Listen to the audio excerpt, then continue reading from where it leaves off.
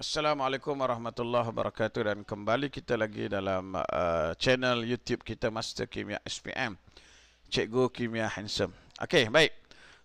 Pada kesempatan kali ini kita akan sama-sama melihat satu tajuk di Kimia tingkatan 4. Okey, dan tajuk yang kita akan bincangkan pada kali ini ialah tajuk asid, base dan garam. Okey. So tajuk ni pelajar-pelajar dia agak panjang, tajuk bab yang panjang. Kalau dalam silibus lama dulu KBSM, tajuk ni dibagi dua, asid dan base, kemudian satu lagi tajuk ialah garam. Okey, dua bab yang berbeza. Tapi kali ini digabung. Jadi sebab itu tajuk ini tajuk yang panjang. Baik. Jadi kita akan melihat yang pertama ialah definisi asid dan base. Okey, definisi asid dan base. Apakah maksud asid, apakah maksud alkali, apakah maksud base? Baik. Apakah maksud asid? Asid ialah bahan yang mengayon dalam air menghasilkan ion H+. Okey, keywordnya ialah mengayon dalam air. Yang kedua, keywordnya mesti ada ion H+. Jadi nak jadi asid dia mesti ada ion H+. H+ hanya akan ada dengan adanya air. Itu kaitan dia. Okey. Kemudian kita tengok pula makna alkali. So alkali ni maknanya lebih kurang dengan asid saja. Bahan yang mengayon dalam air menghasilkan beza hujungnya ion OH-, ion hidroksida. Kalau asid dia menghasilkan ion H+, alkali dia akan menghasilkan ion OH-. Baik. Kita tengok beberapa contoh asid yang biasa dan beberapa contoh alkali yang biasa. Okey, yang pertama kita ada HCl, acid hidroklorik. Okey. Bila larut dalam air dia akan mengayon kepada ion H+ dan Cl-. Okey. So yang penting di sini tengok dia ada ion H+, asid hidroklorik.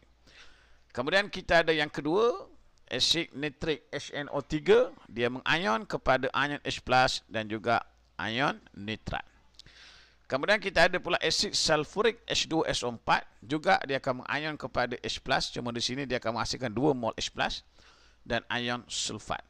Okey, ini tiga asid yang sangat biasa, sangat familiar ya. Jadi pelajar-pelajar kena hafal formula asid ini dan kena tahu pecahan pengayonan itu ya. Nanti nak buat persamaan kimia mudah. Okey, yang keempat ini asid yang pelajar kena ingat juga, iaitu CH3COOH ya, namanya asid etanoik. Jadi CH3COOH akan bercerai mengayon kepada H+, okay, H+ yang ini ya, di hujung sekali H+, dan juga CH3COO-. Okey. Itu 4 contoh asid yang pelajar kena tahu. Kemudian alkali pula, contoh alkali yang biasa, yang pertama kita ada NaOH, NaOH. Okey, bila mengayon dalam air dia akan menghasilkan Na+ dan ion hidroksida. Ini. Kemudian kita ada kalium hidroksida KOH. Ya, juga dia akan menghasilkan ion hidroksida dan ion K+.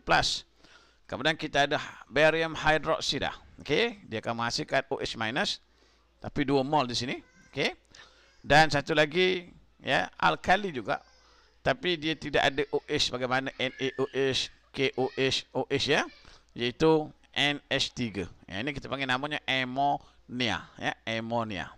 So amonia kalau tanpa air dia tak akan jadi alkali. Kalau dia gas amonia dia bukan alkali. Sebab itu kita kena tambahkan dengan air, larut dalam air. Bila larut dalam air baru dia akan mengayon kepada ion amonium dan ion hidroksida. Okay, ingat ya, amonia kalau dalam bentuk gas dia tidak bersifat alkali. Dia mesti larutan amonia. Ya, larutan mana ada air. Okey, itu adalah asid dan alkali, dan contoh-contoh yang pelajar kena ingat sekurang-kurangnya 4 contoh ini untuk asid dan 4 contoh untuk alkali. Kemudian apakah pula base ya? Ini biasalah ya. Kita mungkin tanya base ni apa pula ya? Okey, base oksida atau hidroksida logam. Oksida logam, hidroksida logam, itu base. Contohnya kalau kita katakan natrium oksida, natrium hidroksida, kuprum oksida, kuprum hidroksida, magnesium oksida, magnesium hidroksida. Okey, itu base. Oksida logam, hidroksida logam, semuanya base. Okey, apa beza base dengan alkali? Alkali ialah base yang larut dalam air. Okey, contoh ya. Kalau kita katakan bahawa Na2O, natrium oksida, okey, dia adalah base sebab dia oksida logam. Na2O juga larut dalam air. Bermakna dia base dan dia alkali. Ya. CuO, cuprum oksida, dia adalah base. Tapi CuO tak larut dalam air. Contohnya, tak larut dalam air. So, kita kata dia adalah base tapi bukan alkali. Itu beza dia. Baik. Okey, kemudian kita tengok juga dari segi darjah kebesan asid. Darjah kebesan asid ada 3 darjah kebesan. Yang pertama kita panggil asid monobase. Atau kadang-kadang dipanggil juga sebagai asid monoprotik. Okey, mana-manalah ya, monoprotik, monobase. Apakah maksud monoprotik atau monobase? Asid yang menghasilkan 1 mol ion H+ daripada 1 mol asid. Okey. Contoh, HCl, HNO3. Tengok sini ya. H-nya 1 saja. H1. Okey. So, kalau kita larutkan dalam air, dia akan mengion, dia akan menghasilkan 1 saja ion H+. Ini ion H+, 1 saja ion H+. Okey, untuk 1 mol asid ya. Bukan bermakna dalam tu ada 1 H+, tidak. Untuk 1 mol asid. Okey. Kemudian ya, maknanya satu molekul asid. Maksudnya dia akan mengion pada 1 ion H+ untuk 1 molekul asid. Itu kena ingat ya. Okey, kemudian asid yang kedua, asid Dewey base. Asid Dewey base ataupun dipanggil sebagai diprotik. Diprotik. Asid yang menghasilkan 2 mol ion H+ daripada 1 mol asid. 2 mol ion H+ daripada 1 mol asid. 2 mol, bukan 2 ya, 2 mol. 2 mol ion H+. Ya. Bukan 2, 2 mol. Okey, daripada 1 mol asid. Okey, contohnya ialah H2SO4. Okey, dia ada 2 kat sini. Okey, kalau 1 molekul asid itu, kita ambil contoh 1 molekul ya. Kalau 1 molekul asid itu dalam air, maka dia akan menghasilkan 2 ion H+, 2. Ya. Okey, itu beza dia. Kemudian asid yang ketiga, asid tri-base atau dipanggil asid triprotik. Triprotik. Okey, triprotik maknanya asid yang menghasilkan 3 mol ion H+ daripada 1 mol asid. 3 mol ni beza dia. Okey, contohnya ialah asid fosforik H3PO4. Okey, bermakna kalau 1 molekul asid larut dalam air, dia akan menghasilkan 3 molekul H+. Ya, itu beza dia. Asid monoprotik hanya 1 molekul H+. Daripada 1 molekul asid. Asid diprotik dia ada 2 molekul H+ daripada 1 mol asid. Ya? 1 molekul asid, sorry. Dan asid triprotik dia masuk ke 3 ya, molekul H+ daripada 1 molekul asid. Itu kena faham. Okey, baik. Kemudian kita tengok juga ya, peranan air dalam menunjukkan sifat asid dan alkali. Okey. HCl dalam air, apa berlaku? Yang sering ditanya dalam soalan, ya. So kalau kita tengok dalam gambar rajah di sini, tengok ya, kita boleh faham. Bila HCl dalam air apa berlaku? Dia akan bercerai atau istilahnya mengion. Ya, dia akan mengion kepada ion H+. Jadi apa yang perlu kita tulis dalam menjawab soalan nanti?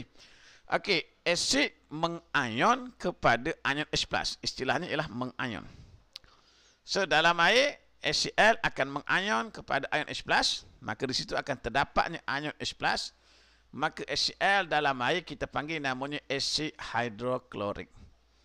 Okey, formulanya HCl juga ya. Tapi tengok dia punya dalam kurungan itu, keadaan fizikal tu. Sama ada ya, kalau dia G gas maksudnya lain ya. Kalau asid dalam kurungan dia akan tulis AK ya, AQ aqueous. Okey, namanya asid hidroklorik. Okey. Tapi tengok pula asid dalam metil benzina. Ini contoh pelarut organik, bukan air. Pelarut bukan air. Contoh metil benzina. Apa berlaku? Kita tengok. H+ tidak ada. H akan bergabung dengan Cl dalam bentuk molekul. H+ tidak ada. Itu beza dia. Jadi, apa yang perlu kita sebut? Asid tidak mengion. Istilahnya tidak mengion. Maka tidak ada ion H+. Tidak ada ion H+ kat sini. Asid kekal dalam bentuk molekul. Molekul. Ya, dia tak mengion. Dan HCl di sini kita panggil namanya gas ataupun molekul hidrogen klorida. Okey. Formula sama HCl. Di sini pun HCl. Ingat ya, HCl di sini. Biasa dalam kurungan dia akan tulis AK, aqueous. Ini ialah acid hydrochloric. Kalau dalam keadaan dia tidak mengayon ini, kita tulis formulanya HCl juga. Tetapi kita akan tulis dalam kurungan ini ialah G. G maksud gas. Maksud dia adalah molekul hidrogen klorida. Ini beza. Pelajar kena perhati sini. Okey, jadi ya inilah ya peranan air itu. Mengayonkan ion H+ yang ada pada HCl itu. Bila dia mengayon, dia akan menghasilkan ion H+, maka dia akan jadi asid. Okey. Jadi itu contoh yang mudah untuk dipahami. Kemudian bila kita letak kertas litmus biru HCl dalam air, maka biru akan bertukar menjadi merah.